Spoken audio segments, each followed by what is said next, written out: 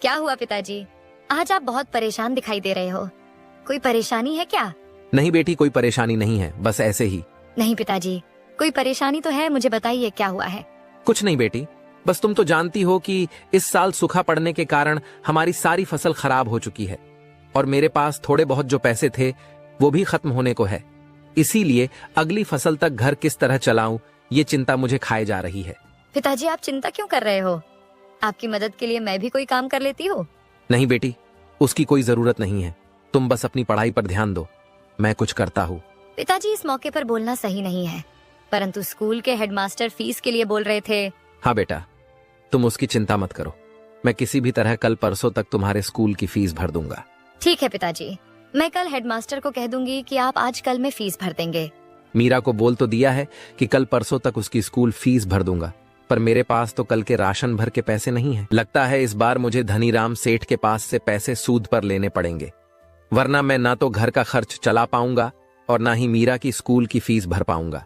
हाँ, मेरे पास अब बस यही एक जरिया बचा है, कल सुबह ही जाकर सेठ से मिलता हूँ। नमस्ते सेठ जी। हाँ बोलो रामलाल, क्या हुआ? आज अचानक मेरे घर कैसे आना हुआ? सेठ जी, आप तो जानते हो कि गांव में इस बार सूखा पड़ा है, जिस कारण मेरी पूरी फसल खराब हो चुकी है और खेती के अलावा मेरे पास कमाई का कोई दूसरा जरिया नहीं है। और अब ऐसी हालत हो गई है कि मेरे पास घर खर्च चलाने भर के पैसे नहीं हैं। इसीलिए आपके पास आया हूँ ताकि आप मुझे कुछ पैसे दे देते तो अच्छा होता। मैं धीरे धीरे आपके सारे पैसे चुका दूंगा। देखो भाई रामलाल, मैं तुमको पैसे तो दे दूंगा, पर तुम तो जानते ही रहोगे मेरे बारे में, मैं उसूलों का पक्का हूँ। अगर तुमने मेरे पैसे मुझे नहीं लौटाए तो मैं तुम्हारा घर और खेती की जमीन दोनों अपने नाम कर लूंगा।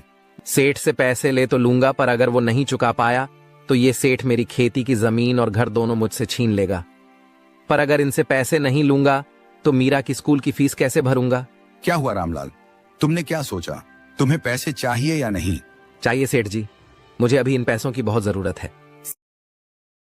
जी, मेरे पास पैसे जैसे जैसे आते जाएंगे मैं आपके वैसे वैसे सारे पैसे चुका दूंगा। वो सब तो ठीक है, पर मेरी बातें याद रखना कि अगर तुम पैसे नहीं चुका पाओगे तो मैं तुम्हारा घर और जमीन दोनों तुमसे अपने नाम करवा लूंगा। ठीक है सेठ जी। मीरा बेटी, यहाँ आना तो जरा। हाँ बोलिए पिताजी, आपने मुझे बुलाया क्या? हाँ बेटी, वो तुम कल स्कूल की फीस का बोल रही थी ना, वो मैं लेकर आया हूँ।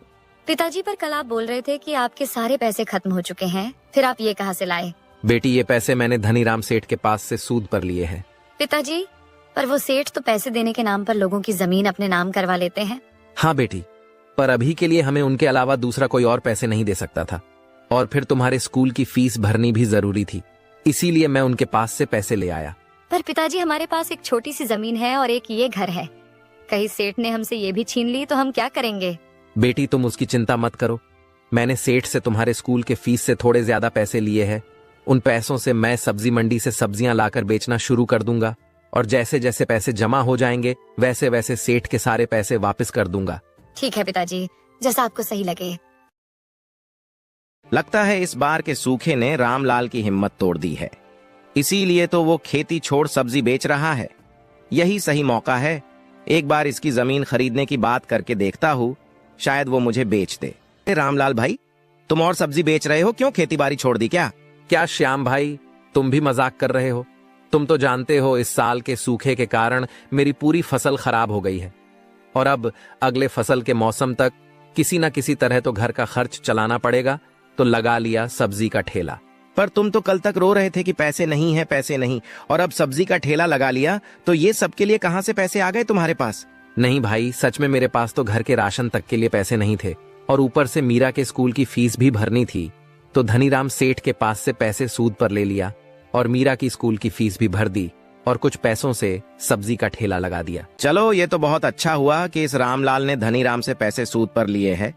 अब ये उसके पैसे चुका नहीं पाएगा, और फिर धनीराम इसकी जमीन इससे छीन लेगा, फिर वो जमीन मैं उससे खरीद लूंगा। क्या कहा रामलाल भाई, तुमने धनीराम के पास से पैसे सूद पर लिए हैं, पर तुम तो जानते हो ना वो कितने ठग प्रवृत्ति का व्यक्ति हैं, वो तुम्हारी जमीन तुमसे छीन लेगा।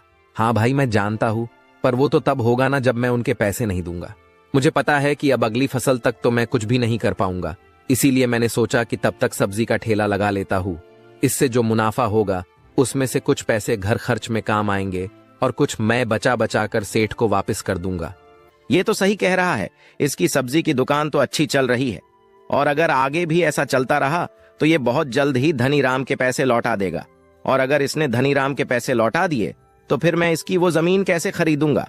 हाँ भाई, फिर तो सही है, मैं भी देखता हूँ, अगली फसल तक कुछ ना कुछ कर लेता हूँ।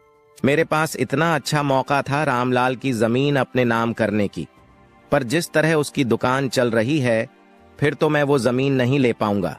एक काम करता हूँ, धनीराम सेठ से मिलकर रामलाल की जमीन अपने नाम करने की बात करके आता हूँ। नमस्ते सेठ जी, क्या हाल है? अरे श्याम भाई, तुम यहाँ और ये मुझे सेठ जी बोलकर मेरा मजाक उड़ा रहे हो क्या?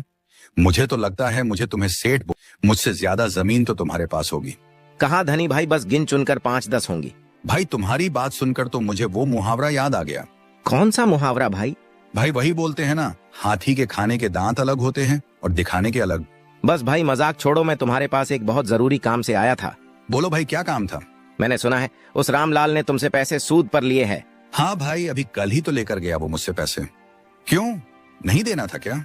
उसे तुमने बताया था ना कि अगर वो तुम्हारे पैसे नहीं लौटाएगा तो तुम उसकी जमीन अपने नाम करवा लोगे। हाँ, मैंने उसे पैसे देने से पहले और पैसे देने के बाद अच्छे से समझा दिया था कि अगर उसने मुझे पैसे समय से नहीं लौटाए तो मैं उसकी खेती की जमीन के साथ साथ उसका घर भी अपने नाम कर लूंगा। ये बहुत सही किया तुमने। क्या हुआ श्याम भाई, कहीं तुम्हें उसकी जमीन तो नहीं चाहिए? हाँ भाई, तुम एकदम सही समझे, मुझे उसकी जमीन चाहिए थी। मैंने कई बार उसे वो मुझे बेचने का प्रस्ताव दिया था, पर वो हमेशा मना कर देता था। पर इस बार अच्छा मौका है उसकी जमीन अपने नाम करवाने का। तो अब तो तुम्हें उससे उस जमीन की बात करने की जरूरत ही नहीं पड़ेगी, क्योंकि कुछ ही दिनों में उसका मालिक मैं बन जाऊंगा। तो फिर सीधा मुझसे बात करो उस जमीन की। नहीं भाई, तुम्हें इतना खुश होने की जरूरत नहीं है। वो तुम्हें अपनी जमीन इतनी आसानी से नहीं देगा, मैं जानता हूँ उसे। क्या बात कर रहे हो भाई, इस बार तो सूखा पड़ चुका है और अगली फसल की तैयारी करने में अभी बहुत समय है, तो वो मुझे पैसे कैसे चुका पाएगा? मैंने भी जब सुना कि उसने तुमसे पैसे लिए हैं तो मुझे लगा मैं अब सीधा तुमसे जमीन खरीद लूंगा। पर उसने तुमसे जो पैसे लिए हैं उनसे गांव के बाजार में सब्जी का ठेला लगा लिया है, और मैं खुद देख कर आ रहा हूँ वो बहुत अच्छा चल भी रहा है। और अगर इसी तरह उसकी सब्जियां बिकी तो वो कुछ ही दिनों में तुम्हें तुम्हारे पूरे पैसे वापस कर देगा। क्या कहा श्याम भाई तुमने? अगर ऐसा हुआ फिर तो उसकी जमीन और घर दोनों मेरे हाथ से चले जाएंगे। नहीं भाई, मेरे पास एक तरकीब है जिससे तुम्हें तुम्हारे पैसे भी मिल जाएंगे और उसका घर भी, पर उसके बदले तुम्हें मुझे उसकी जमीन देनी पड़ेगी। मुझे मंजूर है भाई, बताओ क्या तरकीब है? भाई, कोई बहुत बड़ी तरकीब नहीं है, तुम बस रामलाल से अपने पैसों का पूछते रहना, और जैसे ही वो कहे कि 2-3 दिनों में दे दूंगा तो फौरन मुझे बता देना। मैं उसके सारे पैसे चुरा लूंगा तो वो तुम्हें पैसे नहीं दे पाएगा, और अगर वो पैसे नहीं दे पाया तो जमीन और घर तुम्हें देना पड़ेगा, और चुराए हुए पैसे भी मैं तुम्हें लाकर दे दूंगा। इससे तुम्हें तुम्हारे सारे पैसे भी मिल जाएंगे और घर भी। उसके बदले तुम मुझे उसकी जमीन दे देना। सही है, इसमें तो मेरा ही फायदा है। चोरी भी श्याम करेगा और मुझे मेरे पैसे भी मिल जाएंगे, और साथ ही साथ रामलाल का घर भी।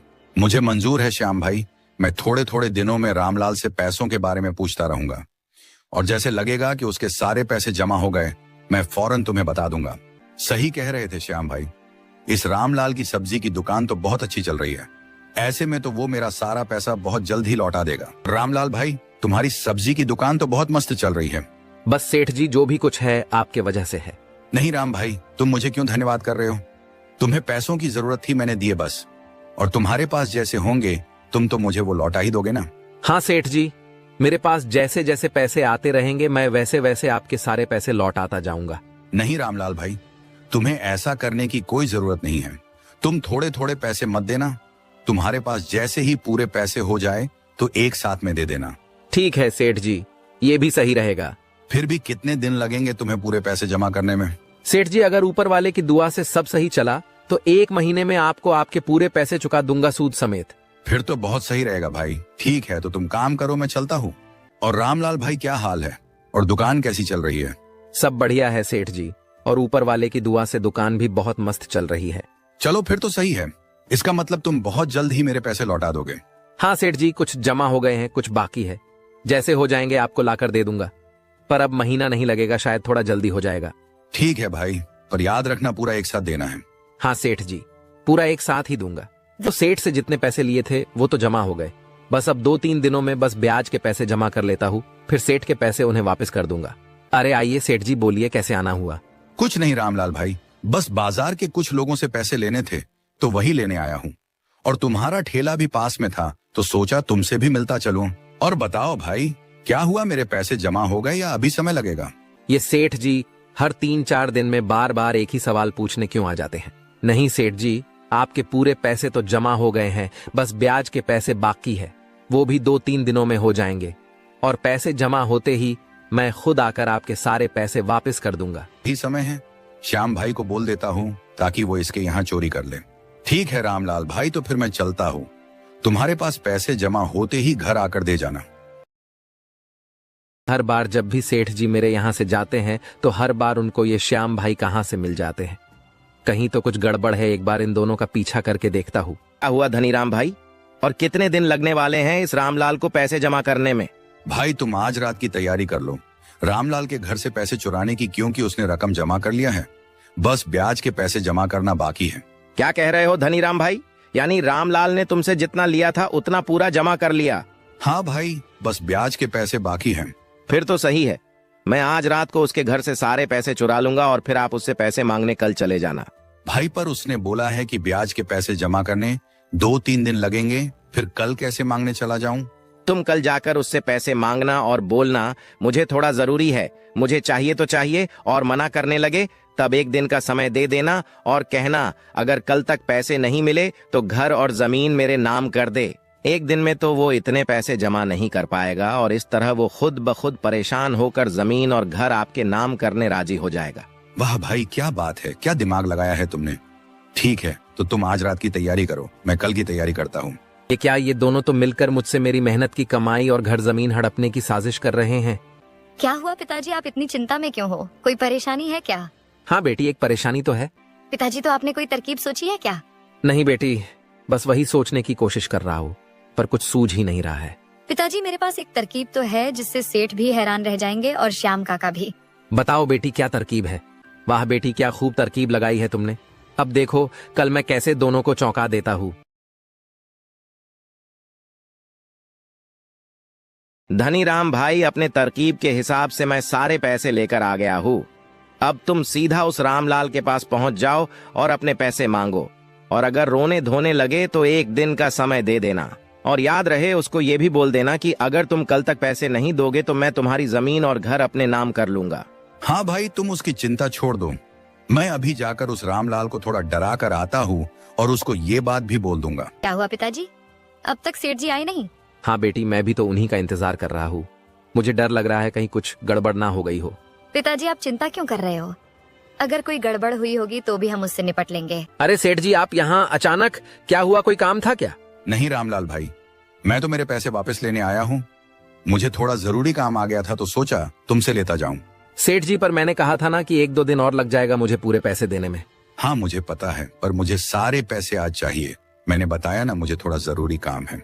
सेठ जी, आप जरा यही रुकिए, मैं एक बार देखता हूँ मेरे पास कितने पैसे हुए हैं। अगर पूरे हो गए होंगे तो मैं लेकर आता हूँ। सेठ जी, एक समस्या हो गई है। समस्या? कैसी समस्या हो गई है रामलाल भाई? सेठ जी, मैंने सारे पैसे अपने कमरे के अलमारी में रखे थे, लगता है किसी ने सारे पैसे चुरा लिए हैं। क्या कहा रामलाल भाई, पैसे चुरा लिए हैं? कहीं तुम झूठ तो नहीं बोल रहे हो ताकि मुझे पैसे ना देने पड़े? नहीं सेठ जी, मैं झूठ क्यों बोलूंगा, सच में मैंने सारे पैसे अपने कमरे के अलमारी में रखे थे, और मुझे झूठ बोलकर क्या मिलेगा। आज नहीं तो कल मुझे आपको आपके पैसे तो लौटाने ही पड़ेंगे ना। देखो रामलाल भाई, मुझे ये सब कुछ नहीं सुनना है। मुझे मेरे पैसे चाहिए, और अगर तुम अभी नहीं दे सकते तो मैं कल सुबह आ जाता हूँ, पर कल मैं कोई बहाना नहीं सुनूंगा। और अगर तुम कल मुझे मेरे पैसे नहीं दोगे तो तुम्हें कल तुम्हारा ये घर और तुम्हारी खेती मेरे नाम करना होगा। क्या हुआ पिताजी, कहीं आप सेठ जी के पैसे तो नहीं ढूंढ रहे थे अपने कमरे में? हाँ बेटी, मैं वहीं ढूंढ रहा था अपने कमरे में, पर लगता है रात को किसी ने अलमारी से सारे पैसे चुरा लिए हैं। पिताजी, शायद आपकी याददाश्त कमजोर हो चुकी है, क्योंकि आपने तो सारे पैसे मुझे दिए थे रखने के लिए। ये लीजिए पैसे और दे दीजिए सेठ जी को। अरे हाँ बेटी, मैं तो भूल ही गया था।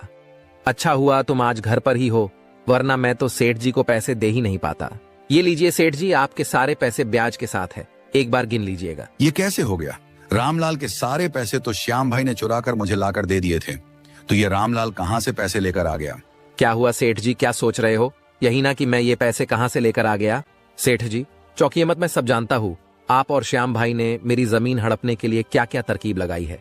पर आप लोगों की नसीब फूटी समझिए या मेरी अच्छी किस्मत, जो भी हो, मैंने कल आप दोनों की बात सुन ली थी और मेरी बेटी की तरकीब की वजह से रातों रात आप दोनों को चौंकाने का सारा इंतजाम कर लिया था। सेठ जी, श्याम भाई ने जो रुपए आपको लाकर दिए हैं वो सारे नकली हैं।